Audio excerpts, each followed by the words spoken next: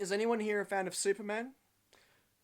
I was more of an X-Men guy myself growing up, but Superman has no doubt captured the hearts and minds of generations and generations of superhero lovers, including one Michael Daugherty, who growing up in America in the 50s and 60s fell in love with the Superman myth.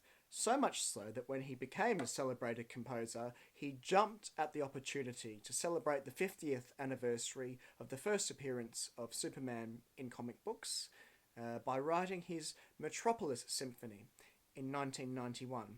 Now, it's a multi-movement work, the Metropolis Symphony, and we're just looking at one movement, about 5 minutes long, called Oh Lois, and of course it pays reference to the heroine of the Superman series, Lois Lane, also the erstwhile love interest of Clark Kent.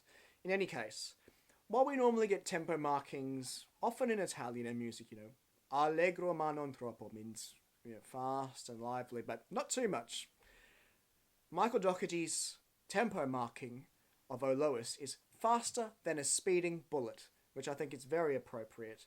And it really is this scene of absolute commotion in Superman's world. It's a typical day in his life, I suppose.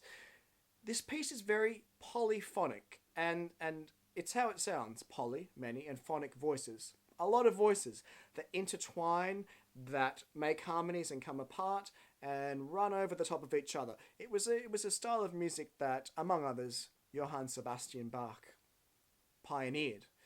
And so too, Michael Dougherty used polyphony within his Metropolis Symphony in O Lois. And all of these racing voices over and under each other in this super fast tempo really evoke this world of speeding bullets and car crashes and plane crashes and chases through the air, big explosions. And of course, while Superman and the stories of Superman were the jumping off point for Michael Dougherty in this, in the end, it is a very rigorously and logically argued piece of symphonic writing. Now, it can't help to bring a little smile and a chuckle to the face, though, to imagine Superman rushing through Metropolis. And there's two special percussion instruments that we can listen out for. One is the whip, which is not this kind of Indiana Jones thing, you think this cracking whip at the back of a percussion section, which would be very unwieldy. It's actually two planks of wood that are hinged together and can create an almighty whipping sound.